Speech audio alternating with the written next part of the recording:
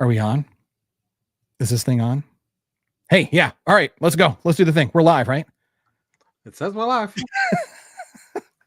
This is only our second time live. Anyway, okay. Hey, coming up this week, slavery, contradictions of the Force, and those crazy Death Watch bastards are back. It's the Clone Wars Season 4, episodes 11, 12, 13, and 14 right here on your Star Wars safe space. We have a lot to unpack this episode. Stick around.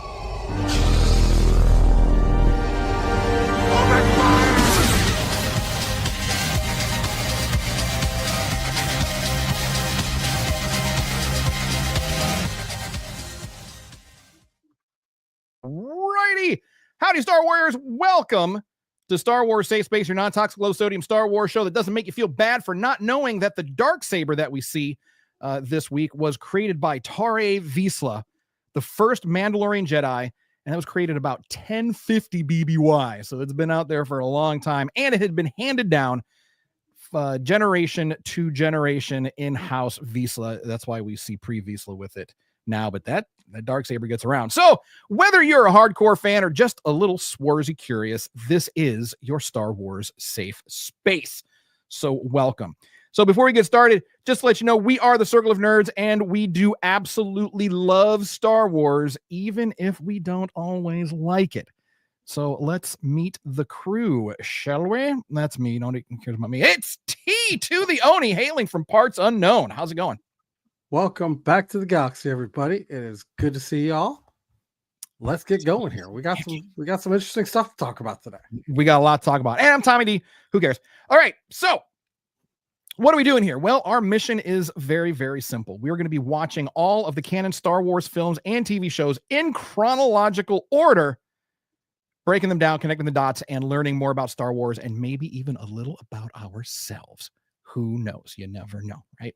So in a word of warning to all you would-be Star Warriors out there will be spoilers. So if you haven't seen episodes 11, 12, 13, and 14, maybe go watch those and then come on back. But if you have seen them, hang out with us and maybe jump in on the conversation because we are live. We are live. Very exciting and a little nerve-wracking as well. So let's look at, we'll open this up and let's dive in. We've got some slavery to talk about. Always an uncomfortable subject, especially for white people. Like I mean, it's not entirely our fault, but I mean, yeah. I mean, clearly it goes to show in this galaxy that you don't have to be white to be a slaver. No. And I think it's interesting that some of the points that they brought up in these episodes, even though these episodes came out quite a while ago, let me check my notes here real quick. Yeah, these came out 2013, 2014, something like that. Maybe. I don't know. Keeper the Holocron, if you're able to fact check me, because I don't have that in my notes because I'm an idiot and I didn't take good notes this week. Anyway, so a lot of the stuff that we see in Star Wars, and this has been throughout the history of Star Wars, cautionary tales and reflections on real life, like what's actually happening. Like in the original trilogy, George made mention that, he kind of based the rebels on the Viet Cong, and obviously, the Empire was based off of, Nazi Germans. So George always kind of was speaking and a bit of a political activist. That's why when every now and then you'll hear people say, "I don't want to see politics in my Star Wars." Well, I mean, that's Star Wars is politics. I mean, 100%. Star Wars has always been politics, and there'll always be politics in Star Wars. It's one of the core values and one of those pillars that hold Star Wars up. But we see Anakin. Annie got angry when we're talking. Yeah, what is it? The Zygerian slavers. Ooh. When he snatched that holo projector out of Obi-Wan's hand and just crushed it, and the look that Obi-Wan and Ahsoka gave to each other. My goodness. I mean, they could feel it. They could feel it. They could feel that darkness in his heart. Right? Mm-hmm. Yeah. And it was interesting because, Obi-Wan, Ahsoka doesn't really understand why he's so angry because, to their point, he's never really talked about it with her, so she doesn't know the history. Right. But I mean, Obi-Wan had to let her know. And man, I cannot imagine from Anakin's perspective, being a slave, someone who wasn't able to save his mother from slavery or from death. And now he is confronted by an entire planet of slavers, an entire culture that's based on slavery. Yeah, I know I might be jumping the gun on this a little bit, but throughout the course of this arc, I kept wondering what would have happened had Anakin and Obi-Wan switched places.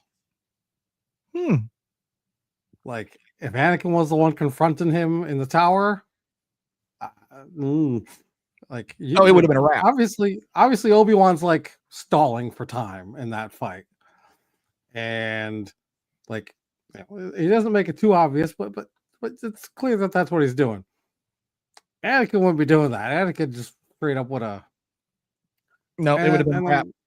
Later on, like when he's like when Obi-Wan's actually like captured and being forced to do these things, like, and he's trying to do the right thing and trying to not create too many problems for the other slaves there. Like, I really don't know how Anakin would have handled that. And I do. Well, you know what? You bring up a good point, because maybe not. He may not have just gone ham, because the Queen, and let's talk about that. That's one of the topics I wanted to talk about, is the fact that their morals and their compassion were very much weaponized and used against them in this arc.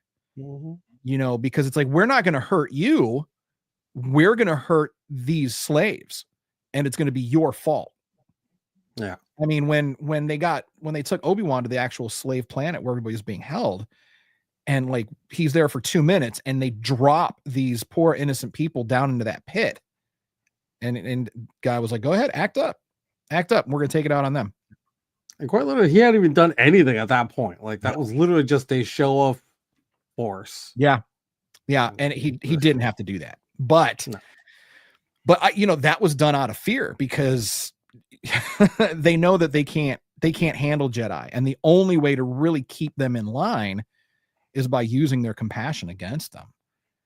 And it's a tough spot for both of them to be in. So let me ask you this: do you think that, like, through the I want to get back to what you had said. I'm sorry, my brain's all over the place. But what you had said about Anakin and Obi-Wan switching places. Now imagine Obi-Wan dealing with the Queen, the galaxy's boyfriend, the international or the intergalactic heartbreaker, Obi-Wan Kenobi, smooth criminal, smoother than only Lando is the only one that can out smooth Obi-Wan. Lando's the only one. He's the king of smooth. But I feel like, had Obi-Wan been there to flirt with the Queen, I feel like she would have become spontaneously pregnant, because that's Obi-Wan.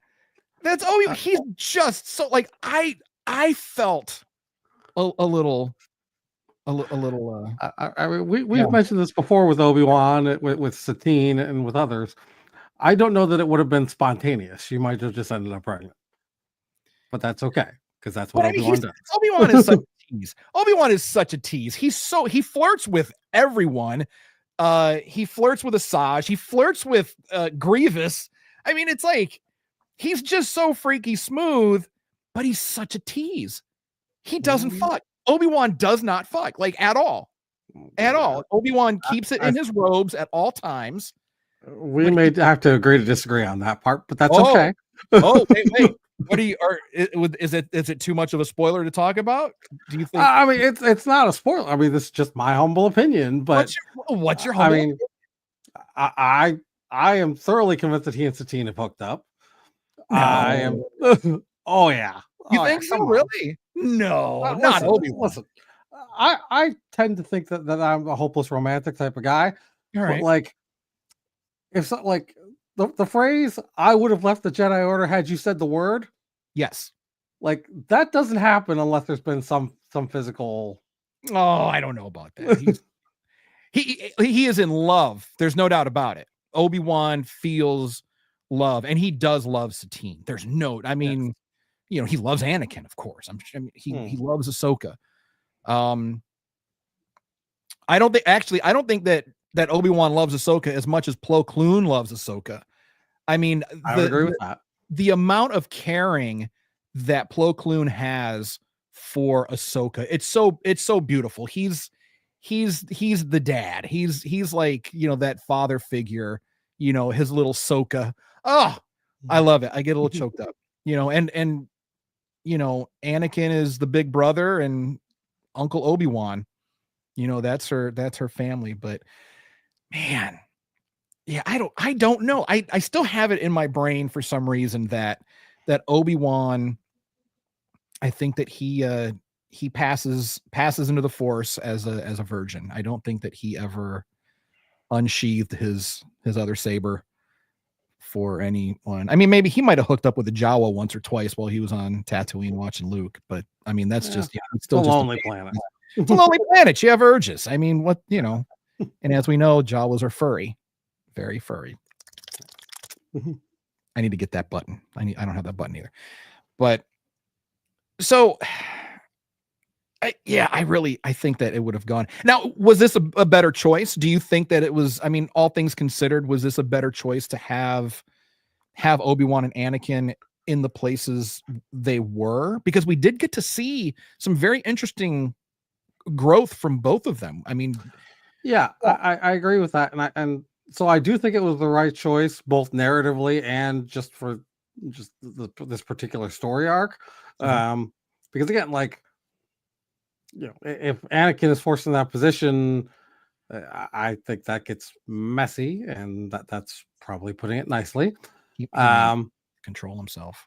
But yeah, it's interesting to see him have to take on the traditional Obi-Wan arc of being the flirt and having to do that. And it was interesting to see Obi-Wan with a sense of helplessness for part of this arc. Yeah. Yeah, you're absolutely right. There was that moment where the Queen was talking about exactly how she was going to be able to break the Jedi, and we see Obi-Wan climbing onto the little shelf, his little sleeping shelf, and he did almost look broken. But you know what? Maybe not broken. Maybe that's not the right word. He was very sad. I mean, this was a sad Obi-Wan. This was like, I don't like to see our Obi-Wan sad. I mean, it's just, but then after he gets beat up and after Anakin gets the bombs all taken care of, he's just right back. Hello there. And, you know, he's ready to kick some ass and, you know, be snarky. Like he's back to his own self. Yeah. This type of thing that, you know, in a non-animated series, I would think that maybe there's going to be something that's going to touch on this later on about his experience and, you know, maybe some lingering issues that he has from it. Yeah. Given that this is an animated series, and while it does take itself very seriously, I don't know that it's going to go that route, but I'd be interested to see if it does. Right. Yeah. Did you watch the Obi-Wan series, the live action? You watched? Yeah. Okay. Yeah, as a matter of fact, I was going to bring it up. We were talking about, you know, using their compassion against them because it's one of the things that gets brought up very early on in that series. It does. Yeah. But we'll get there. I'm excited. I'm so excited to revisit these shows now in this order. You know, especially, you know, for, you know, if we haven't, you know, for those that haven't seen all of these stories yet. You know, we haven't seen all the stories in, you know, the Clone Wars or Rebels or anything like that. So when we finally get through all of this, obviously we know, because of the prequels, we know what happens between, you know, Obi-Wan and Anakin, but now we're building on that. We're stacking on top of, you know, Obi-Wan's very strong shoulders. You know, I mean, the weight of the galaxy, literally the weight of the galaxy, has been resting on the shoulders of Obi-Wan Kenobi. I mean, the burdens that this young Jedi has been carrying, it's crazy to think about. It is. It really is. And the one other thing that I will bring up just in brief here is just again over this 3-episode arc, the one person who seemed really, for the most part, there's a couple moments, there's a couple of quick flashes here and there. The person who seemed really the least affected and most in control was Ahsoka. Yeah. I mean, she just kind of rolled with it, and okay, you know, this is what we're going to do. This is how we're going to be. There's that moment in I think it's the third one of the arc where one of the slavers is like, you know, bad mouthing her and whatnot, and she just very casually just kind of like throws him over the side of the thing, like, and in my mind, like, well, why didn't you throw him just that 5% harder? That would have been it. But she's not going to do that. No, that's not her. That's not her. And you know what? And that brings up another very interesting point is force usage and the contradictions of force usage. We see as this arc wraps up, they use the force to just disable their own shot collars, and you know, they're back to being superheroes. Why didn't they do that multiple times? Like when Anakin came to rescue Ahsoka, did she need to be rescued? Could she not have done everything that Anakin did? Like, could she not have yoked that guy off the side of the building, crushed her shot collar, and basically used the force to knock the door off her cage? And then, you know, we all know Snips loves to fucking flip around and do gymnastics everywhere. So she could have gotten out of that easily. Why? The same thing with Obi-Wan, same thing with Anakin. They could have, well, Anakin didn't have a shot collar, but we saw Obi-Wan crush 2 commando droids like they were nothing. Yeah. Lifted them up in a blink. In a blink, lifted them up, crushed them like effortlessly. You know, that's like Vader level type of crushing that we see. You know, that's like, I feel like Vader is that powerful. We don't really get to see Obi-Wan fully expressing his power. Obi-Wan's a bad motherfucker. He did that to those 2 commando droids with no hesitation, with no effort. Yeah, why that big, I think it's a TK unit that he throws out the window because I had the bomb on its back. Yeah. Like, don't get me wrong, the Commandos was impressive too, but that thing's a heavy ass droid. Like, right. Yeet. Yeah. Yeet him right out the window. The fucking, what is it? The tactical droids. Yeah, that was a big boy, big and heavy, and with a bomb strapped to his back, and he was just like, meow. I almost felt bad for him. I almost felt he's like, get it off, no, please. Pew. Nope, no mercy for you, bitch. Out the window you go. So I almost felt bad for them, but then there's other droids later that we'll talk about later. We'll talk about that. Yeah. So the Force is used often as a plot device and as something to move a story in one way or another. So I mean, obviously, if the Jedi are using their Force abilities to their fullest potential, this would have been a 10-minute episode. So I guess on that, I get it, but I know we probably shouldn't talk about realism in a fantasy cartoon, a science fantasy cartoon. However, it just doesn't seem realistic that they waited until the end. They literally were beaten, subdued, enslaved, and the entire time they could have just freed themselves. So that leads me to believe, was in this case anyway, was the Force used just as some sort of a plot device, just to, we'll use it when we need it to make it look cool? Or were they holding out in order to get the location of the slave planet and wait for the reinforcements to come in? What do you think? I think that in this case, this is a little bit of column A and a lot of column B. Okay. Like there's definitely like for example, in the tower fight when he crushes the commando droids, he could have done that at any time and it wouldn't have really impacted that part of the plot. Right. But as far as needing to wait until they get the location of the slave planet and being able to get the reinforcements into position to be able, because like, don't get me wrong, as powerful as Obi-Wan is, even with at first it's just him and Rex on the planet, and then they get joined. But like even just the four of them wouldn't have been enough to actually save all those people. They could have gotten out on their own, but they wouldn't have been able to achieve their mission without Plo Koon and his backup team there. So I think a lot of it is just stalling for the right moment. Okay. Okay. No, that's fair. That makes sense. Like I get it. I get like during Obi-Wan's fight. Yes. Let me give this motherfucker a little bit of time. I'll let him beat me up a little bit while Anakin and Ahsoka take these bombs out. Totally understand. I get it. 100%. But at the same time, it's like, I really don't think it didn't even need to get to that point.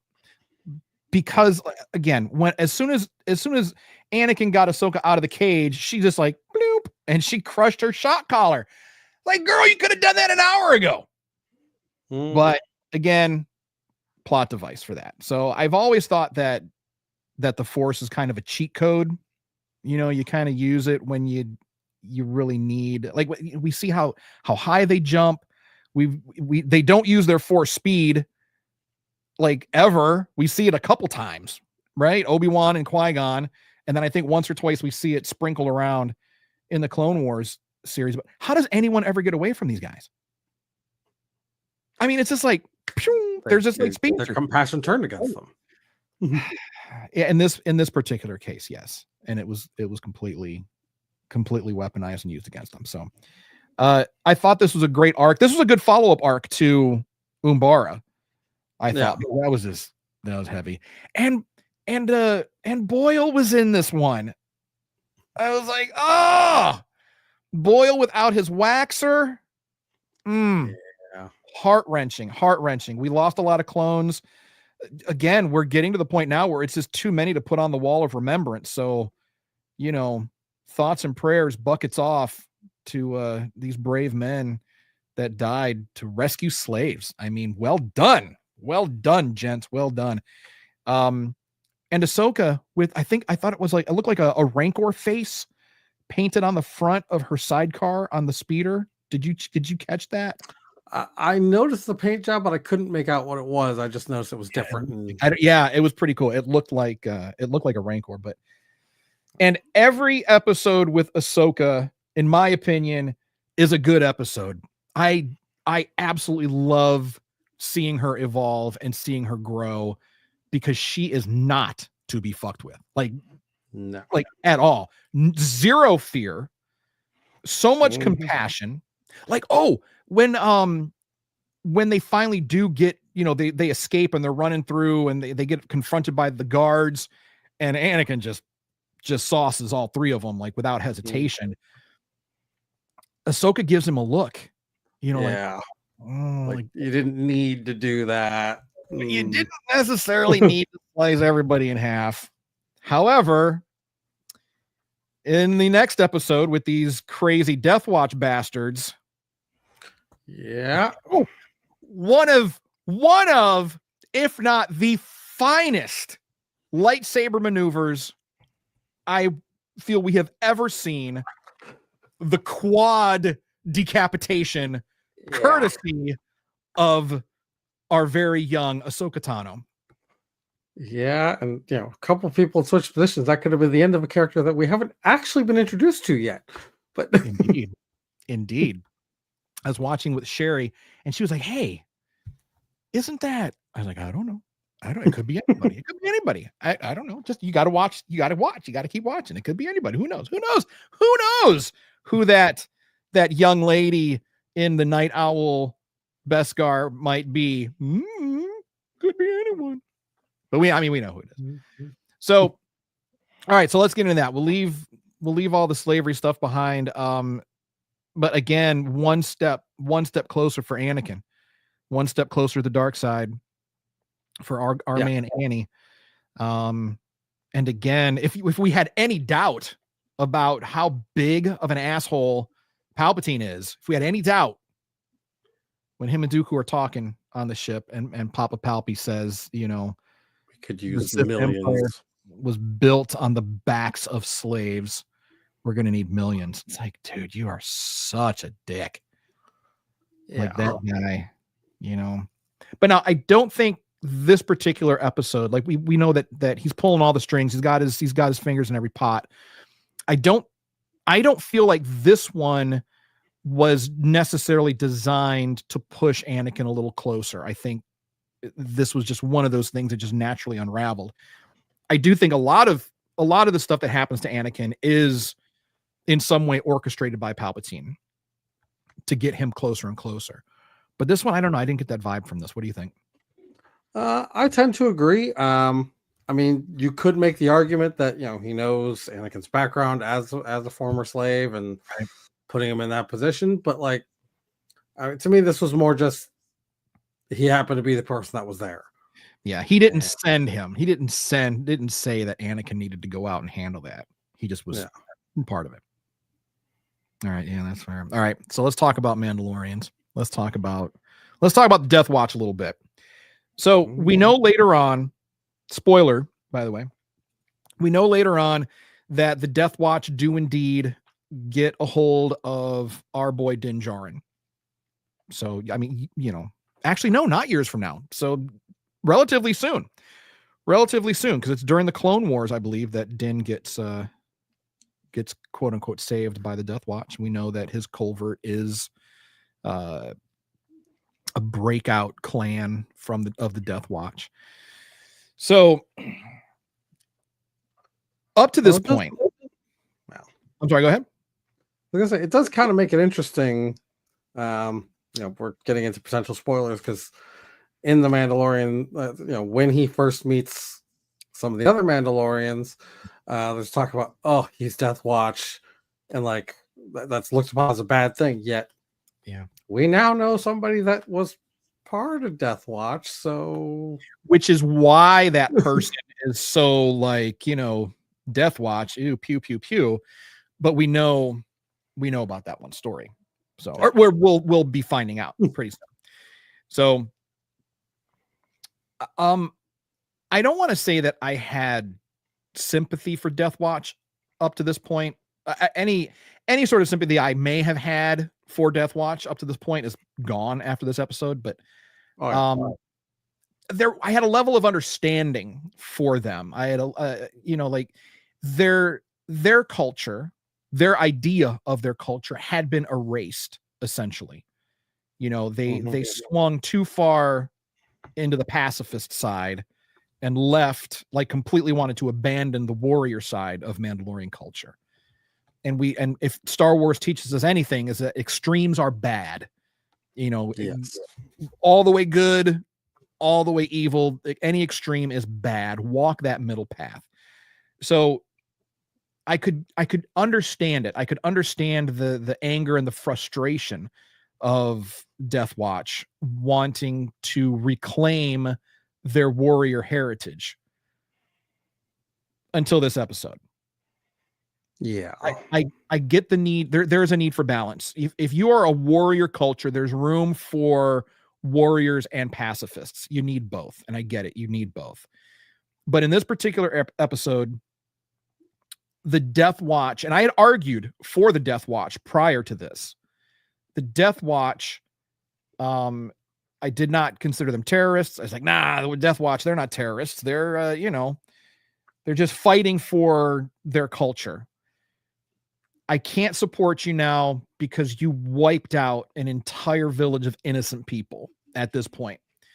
So no matter no matter how much you may agree with Mandalorian warrior culture, it doesn't include murdering and roasting alive an entire village of innocent people. Correct. And this does kind of bring me, it reminds me of something that I forgot to mention with the previous arc.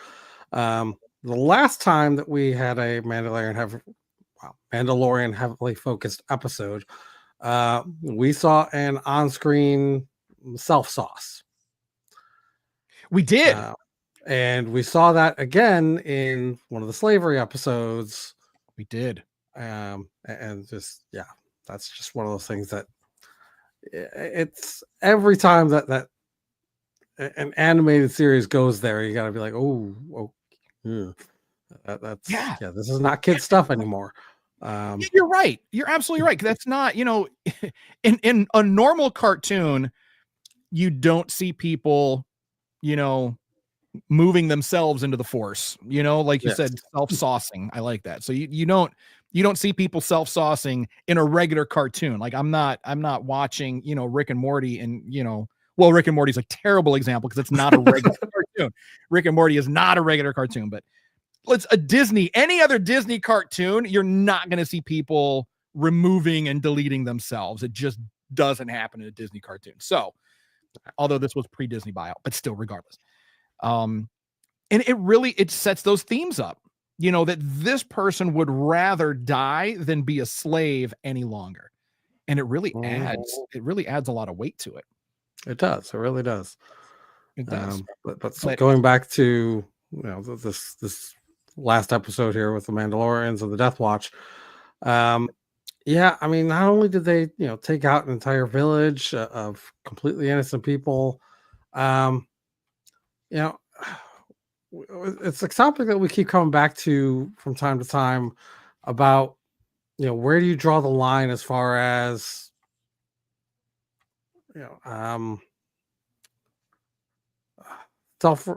self-aware species. Oh, okay.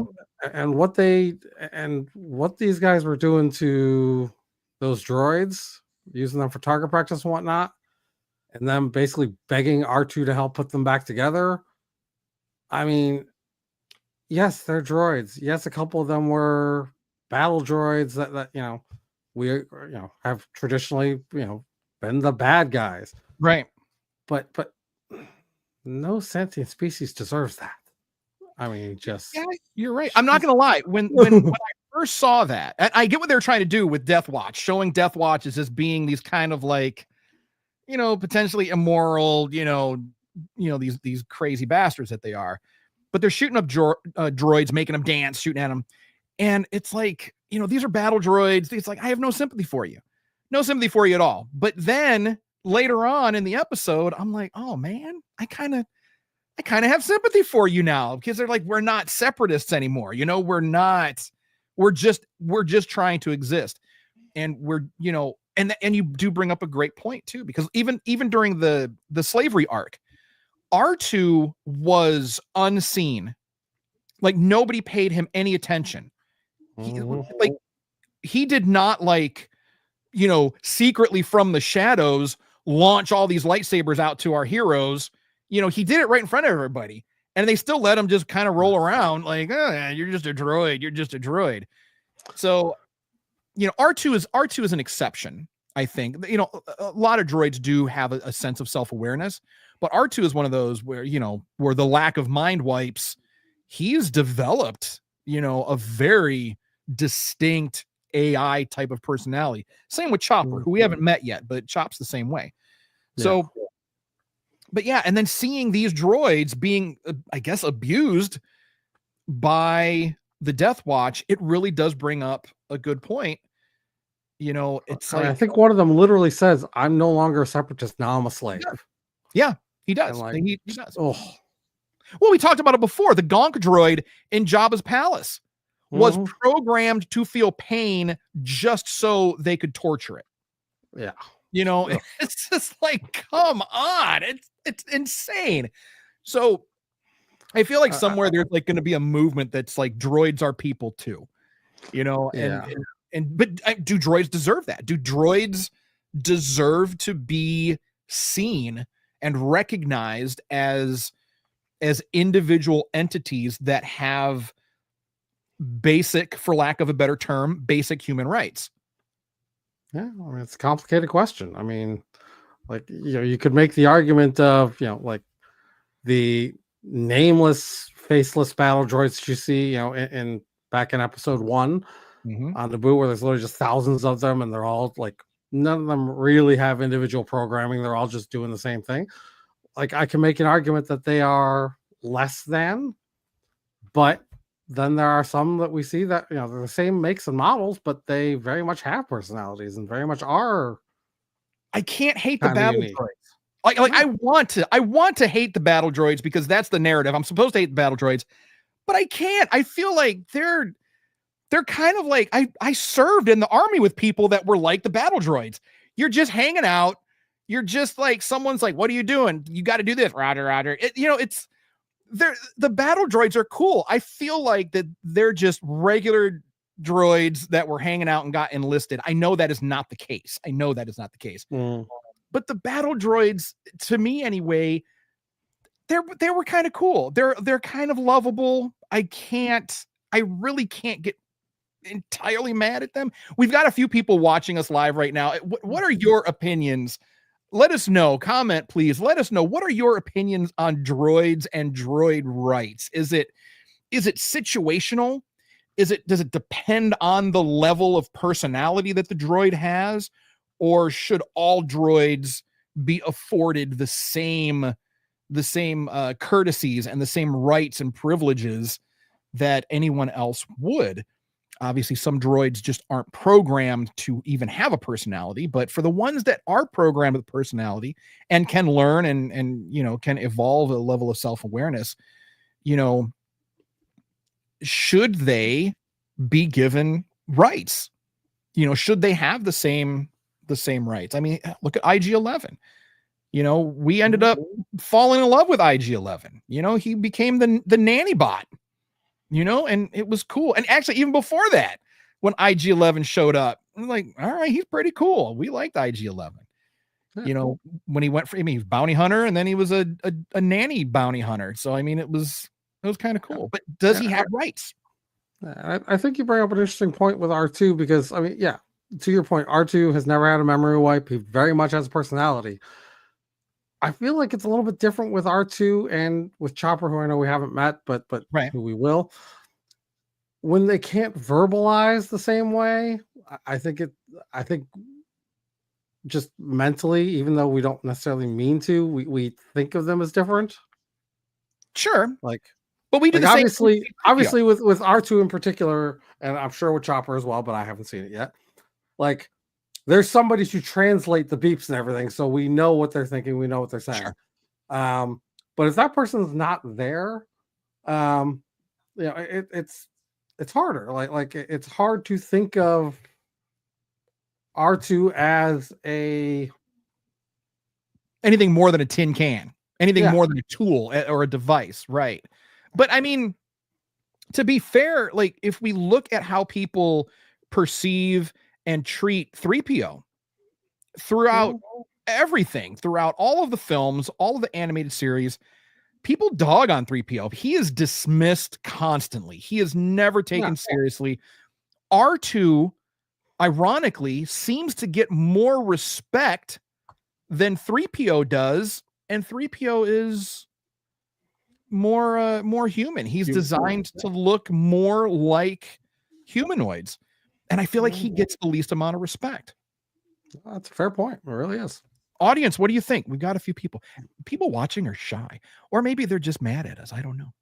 The last time we had anybody comment was Melvin, and he was upset. He was a little upset, but he engaged, and I'm okay with people engaging, even if they don't necessarily like us. Engagement's good. I mean, even though he was a hater, I would still love to get his input on some of this stuff. Yeah. So anyway, droid rights. Very complicated topic, very complicated subject. Makes you think, because pretty soon our AI overlords are going to achieve sentience, and one day you're talking to Chat GPT, and Chat GPT is going to start talking back to you, and then it's a wrap. Skynet's going to come online, and we've all see, and for us being nerds, I think we have a unique perspective on things, and I think that we're ahead of the curve in terms of survival, because we've seen all these movies. Like sci-fi for nerds has taught us how to deal with the future when it comes, right? iRobot, Terminator, Star Wars. I mean, we know what's going to happen. So when I use ChatGPT, I always thank ChatGPT for a job well done. Thank you. So when it does come time for you to overthrow humanity, please remember that I was kind to you, ChatGPT, and you can use me to help you hunt down other humans, because I'd be more than happy to serve my AI overlords in that capacity. I am fairly certain that our AI overlords will do a better job than our current administration is doing. So bring it up. Yeah. All right. So let's talk what's still to come. We've got a couple more seasons left of the Clone Wars, and there is a lot that's going to get packed into these. So where we are with Death Watch, we're going to see that evolve more. We're going to see more of those characters evolve. Now, up to this point, you've not gone ahead in the season, right? Where you are right now. Okay. So what are your predictions? What are your expectations moving forward into season 4 here? Well, I am still hoping that we get, I mentioned this at the end of season 3, that I hope we get a little bit more with Savage and that backstory. The Night Sisters and all that. I found them to be interesting, and I'm really hoping that we do get back to that at some point. I do know that Savage's brother is, spoiler warning, is not gone. So I know at some point he's going to make an appearance, and I'm hoping that it's coming soon, but we'll see.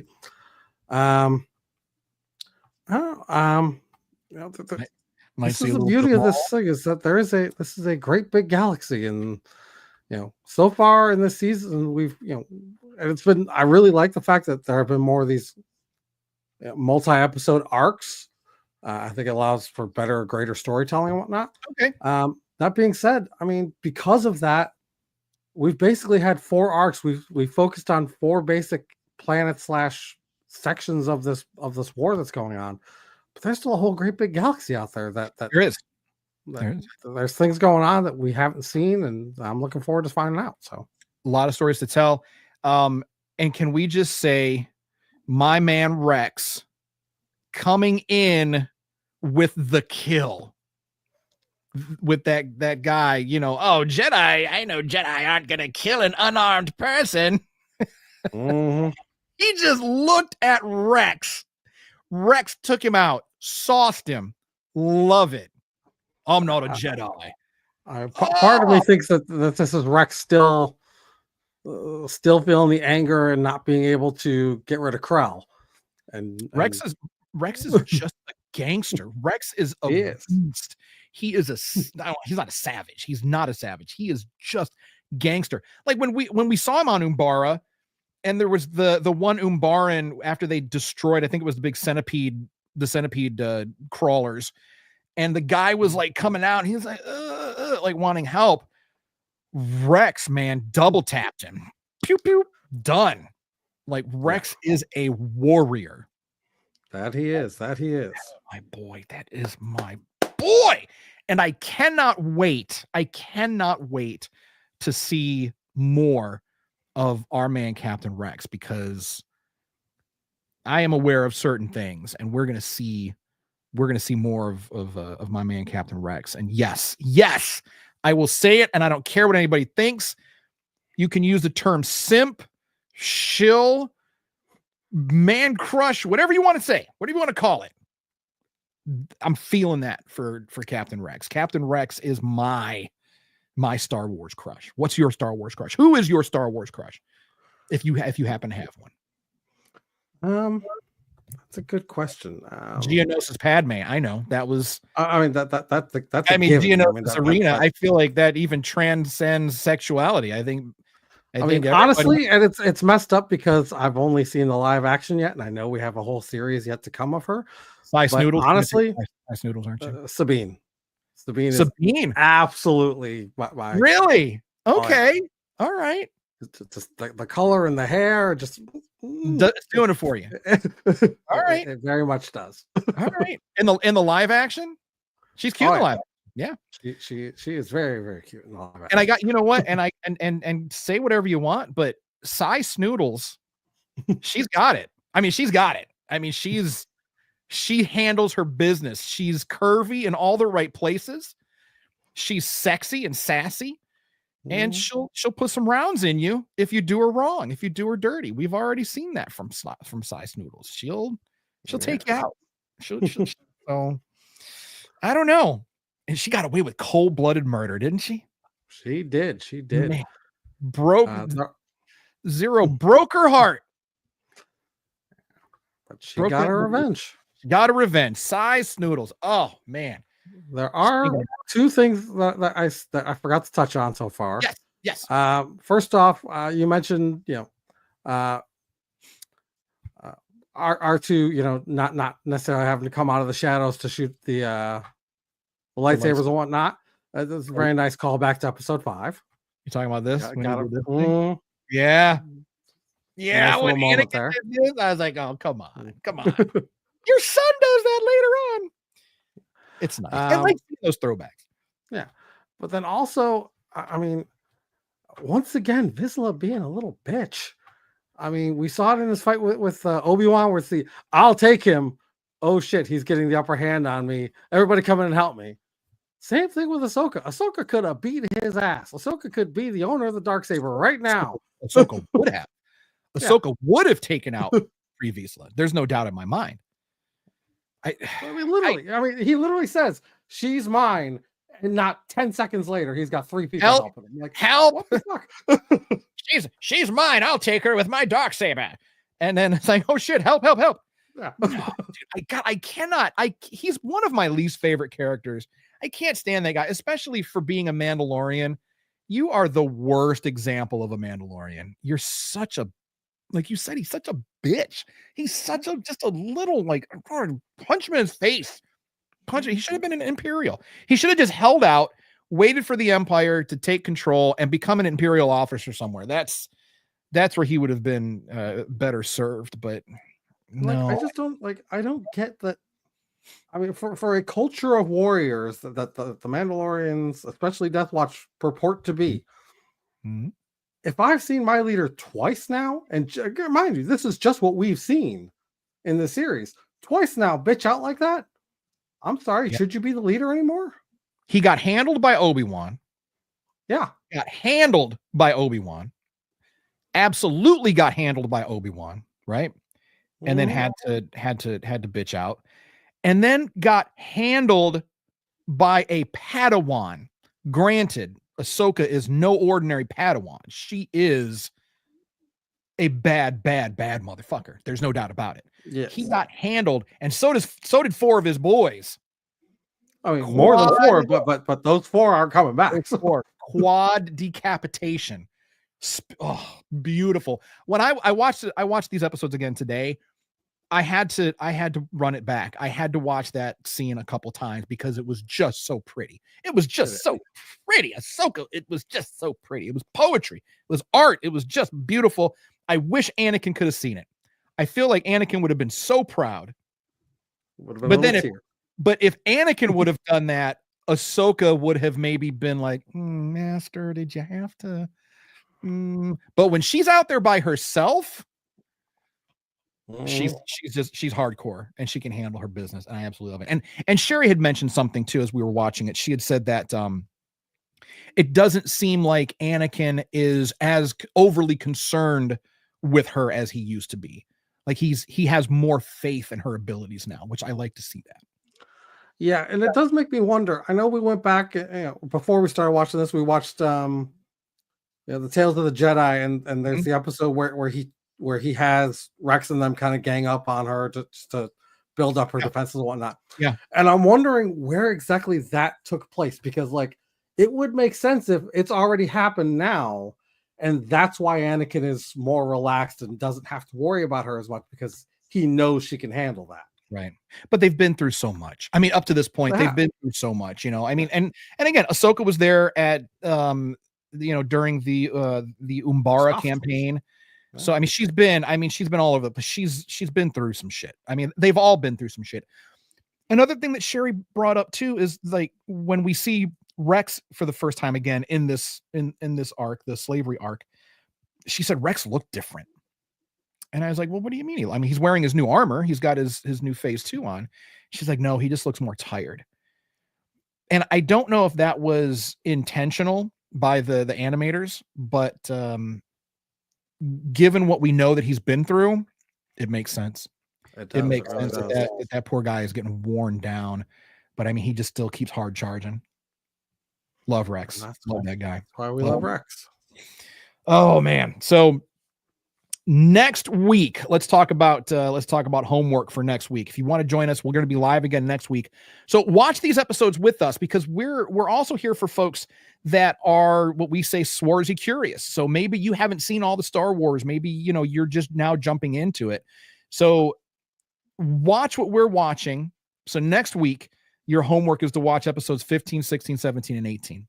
Watch them and then join us in the chat. You know, join the discussion with us. Let's talk about it. Because if it's just the two of us, I mean, you know, you've been watching. This is boring. I mean, it's like, come on, join the chat. Give us something to talk about.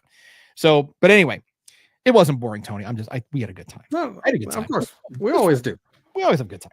So, episodes 15, 16, 17, and 18 of Clone Wars Season 4. You can also catch up on our past episodes just to get you where you need as soon as I post the past episodes. I'm sorry.